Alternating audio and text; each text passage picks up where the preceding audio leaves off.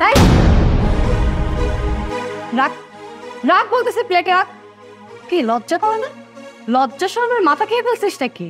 মানে সামনে একজন মুরগি মানুষ বসে আছে, যেই মুরগিটা দেখলে সেই নিজে খেতে ইচ্ছা করতেছে। এটা আমার বাবার জন্য রান্না করাইছি, তোর জন্য না। ফালতু কোথাকার। কি হচ্ছে? চুপ থাকো। তুমি একদম চুপ থাকো। তুমি এত বিড়ালের মতো করতেছো কেন? সমস্যা কি তোমার? তুমি পুরুষ মানুষ না? আপনার ছেলেকে কি আপনি শিক্ষা দীক্ষা দেননি নাকি বড়দের সামনে কিভাবে আচরণ করতে হয়? আমি আপনাকে দিয়ে মুরগিটা রান্না করাইছি আমার বাবার জন্য, আমার বাবা খাবে। তা করে কি করলো? আপনার ছেলেটা রাক্ষসের মতো খাবলা দিয়ে খাবারটা নিয়ে গেল।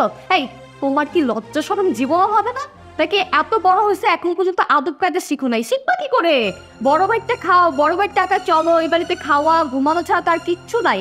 এত বড় হয়ে গেছো, এত পড়াশোনা করছো, একটা চাকরি করতে পারো না? তোমার মতো ছেলেরা তো চাকরি বাকরি করে বিয়ে করে সংসার করতেছে, আর তুমি বড় ভাইয়ের মাথায় উঠে বসে বসে খাচ্ছ। আর তুমি এরকম করতেছো কেন? হ্যাঁ, তোমার সমস্যাটা কি? আজকে তোমার জন্য এই দুইজন এরকম মাথায় উঠে গেছে। তুমি কি ভুলে গেছো অবি, এরা তোমার সৎ ভাই আর সৎ মা? বৌমা এইভাবে বললো না।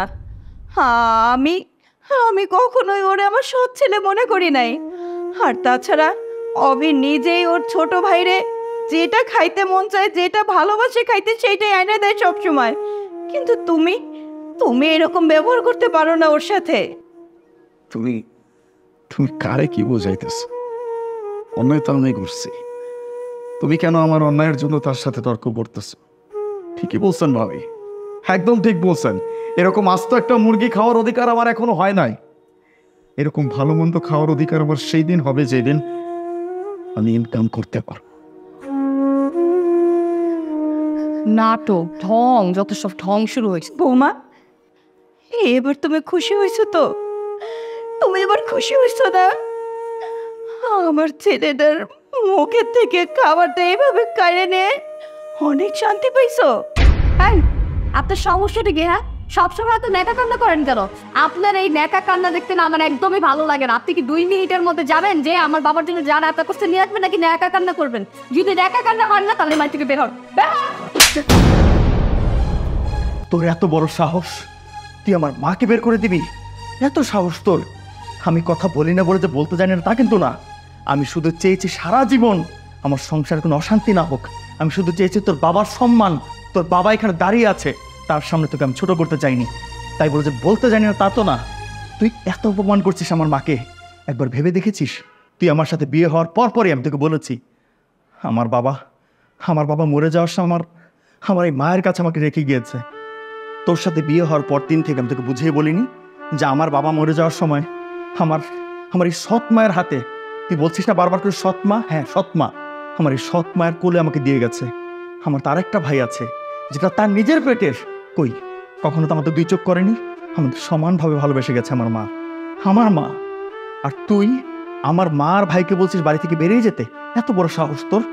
আমার বাড়ি থেকে যদি কেউ বেরিয়ে যায়, আমার বাড়ির আবর্জনা বেরিয়ে যাবে, আর সেটা হচ্ছিস তুই। কি? আমি? তুমি কি পাগল হয়ে গেছো নাকি? তুমি কাকে কি বলতেছো? আমি তোমার ভাই, আর এরা হচ্ছে তোমার সৎ ভাই সৎ মা। তুমি তোমার সৎ মা সৎ ভাইয়ের জন্য আমার সাথে এরকম করছো? হ্যাঁ ভাবি, একদম ঠিক কথা বলছেন। সৎ মা, সৎ ভাই, এই পরিবারের সাথে আমাদের আপন কোনো সম্পর্ক নাই। তারপরেও আমরা নির্লজ্জের মতো এখনো এই পরিবারে আছি।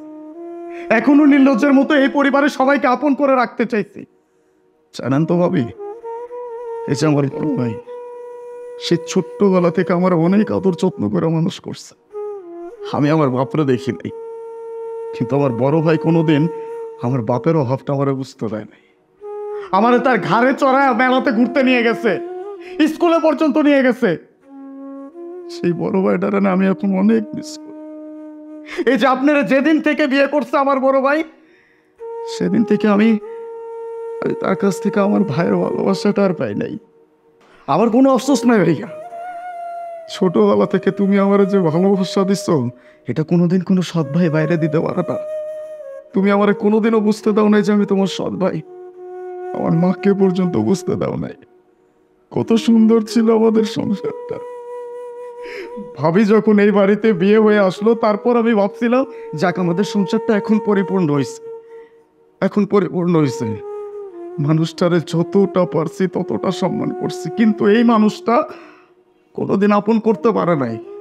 তুমি কোনোদিন আমাদের সৎ না ভাবলেও এই মানুষটা প্রতিনিয়ত আমাদেরকে সৎ বোঝাইছে, এটা ফিল করাইছে এই পরিবারের সাথে আমাদের আপন কোনো সম্পর্ক নাই।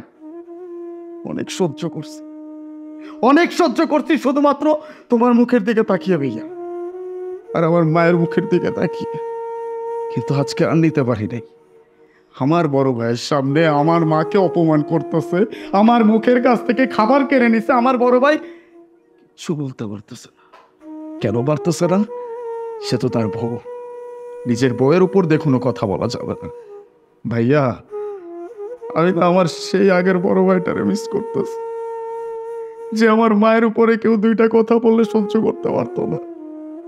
আমার কোনো বন্ধু বান্ধব আমার দিকে চোখ রাঙিয়ে তাকাইলে, আমাকে কোনো গালি বন্ধ করলে, আমার গায়ে হাত তুললে আমার বড় ভাই চুপ করে থাকতে পারতো না। কিন্তু সেই বড় ভাই আজকে তার বউয়ের কোন কাউন্টার দিতে পারতেছে না। এটা আমি নিতে পারতেছি না ভাইয়া, আমি এটা নিতে পারবো না। আমরা এই বাড়িতে আর থাকবো না, চলে যাচ্ছি।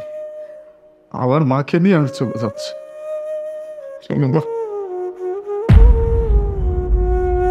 কি ব্যাপার মা, চলো, যেতে হবে। এ বাড়িতে আমাদের কোনো জায়গা নাই মা, এ বাড়ির সাথে আমাদের কোনো আপন সম্পর্ক নাই। চলো। কই যাবো, কই যাবো আমি তোর সাথে? তুই তো একা আমার সন্তান না, আমার তো আরো একটা সন্তান আছে। হয়তো আমি পেটে ধরে নাই, কিন্তু আমার জীবনের প্রথম আঘাত আমি ওর মুখ থেকে শুনছি। তাহলে তোরে আমি পেটে ধরছি বলে আজকে তোর হাত ধরে আমি এই বাড়ি থেকে চলে যাব? ওরে এই বাড়িতে ফেলাই রেখা না, আমি এটা করতে পারবো না। মা, তুমি তুমি কার সামনে চোখের পানি ফেলতেছ? এই মানুষটার মন এখন পাথর হয়ে গেছে। তোমার এই কান্নার পানিতে তার এই পাথরের মতো মনটা কোনোদিনও করবে না। মা, এই মানুষটা না আমাদেরকে একটা সময় অনেক ভালোবাসতো, বললাম না আমি আমার সেই বড় ভাইটাকে মিস করতেছি। তুমি কোনো চিন্তা করো না মা, আমি তোমাকে এই বাড়ি থেকে একবারের জন্য নিয়ে যেতেছি না। আমরা আবার আসবো, কিন্তু তোমার এই ছোট ছেলে যেই দিন এই বাড়ির যোগ্য হয়ে উঠতে পারবে সেই দিন আসবো, যেই দিন আমি অনেক টাকা কামাই করতে পারবো। এরকম আস্ত মুরগি আমি আমার ভাবির মুখের সামনে দিয়ে বলতে পারবো, ভাবি কতগুলো তোমার খেতে মন চায়, তোমার পরিবারের খেতে মন চায়, আমি সব খাওয়াবো, আমার নিজের টাকাই খাওয়াবো। সেদিন এই বাড়িতে পা দিব মা, আমি তোমাকে এইভাবে অপমান হতে দেখতে পারবো না মা, তুমি চলো। বাবা, তুই যেরকম আমারে অপমান হইতে দেখতে পারবি না, সেই রকম আমিও তো তোর বাবার দেয়া কথা ফেলতে পারবো না।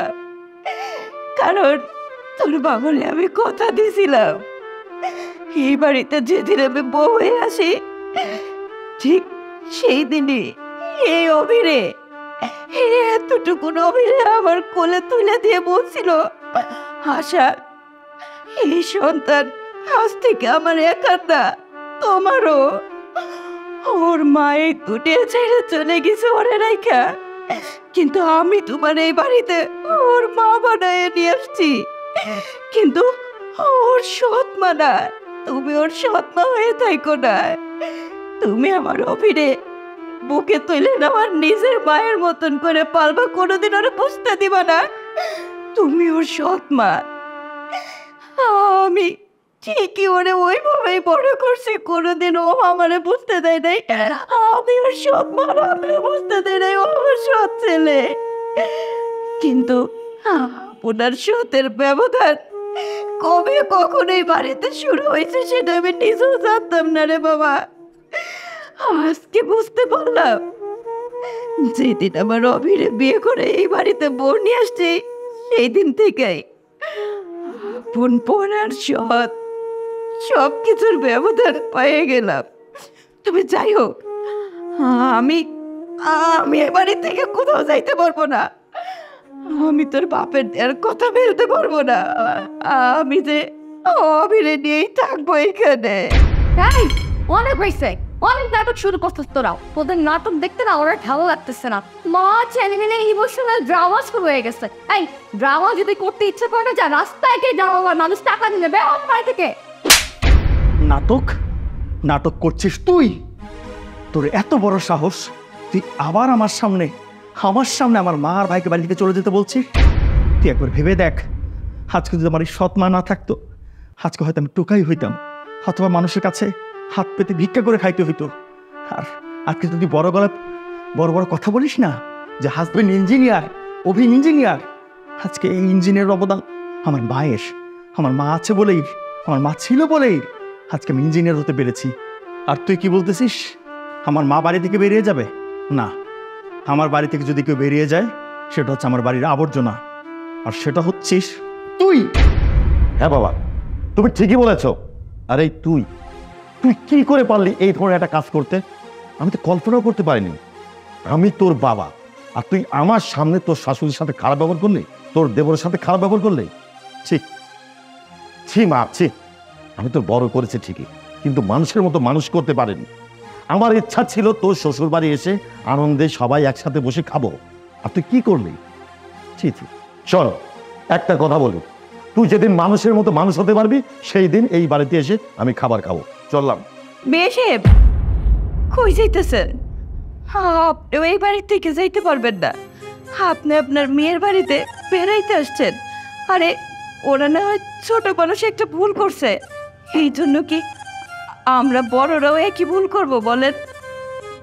বাবা আমি আসলে তোমাকে সবার সামনে ছোট করে দিছি। আজকে আমি যে কাজ করছি এর জন্য প্রত্যেকটা মানুষের কাছে আমি ছোট হয়ে গেছি। আমার ভুল হয়ে গেছে বাবা। তুমি আমাকে এত ভালো শিক্ষা দেওয়ার পরও আমি এত বাজে আচরণ করছি প্রত্যেকটা মানুষের সাথে। ববি ববি তুমি আমাকে মাফ করে দাও। আমি আর কোনোদিনও তোমার মা ভাইয়ের সাথে বাজে আচরণ করবো না। আরে আরে আরে ভাই আমার, তুমি আমাকে মাফ করে দাও। মা আপনি আমাকে মাফ করে দেন। মা আমি আপনাদের সাথে থাকতে চাই, আমি এই সংসারটা করতে চাই। মা আমি এই সংসারটা হারাতে চাই না। বাবা একটু বুঝাও ওদেরকে বাবা। দেখছো মা, ওই যে একটা কথা আছে না, তার শেষ ভালো তার সব ভালো। ভাবি বুঝতে পারছে মা, এই ভুল ভাঙাটা অনেক দরকার ছিল মা। ভাবি আমাদের সংসারে কেউ কোনোদিন কারো সৎ মনে করে নাই। সবাই সবাই নিজের আপন মনে করে ভালোবাসা চলছে, ভালোবাসা থাকছে। আপনার কাছ থেকেও এতটুকুই আশা ছিল আমাদের।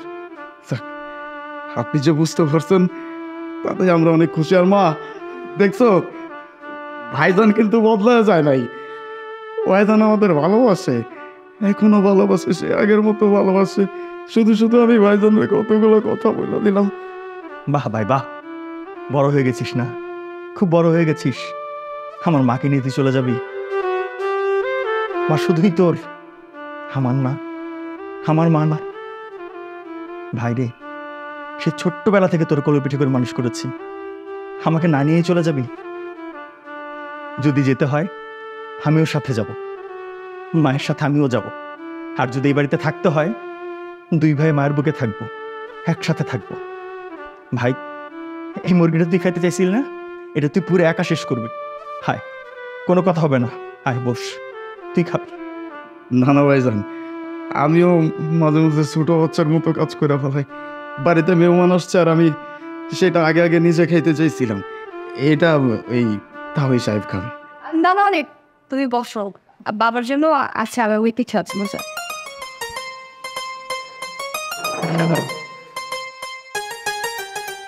বাবা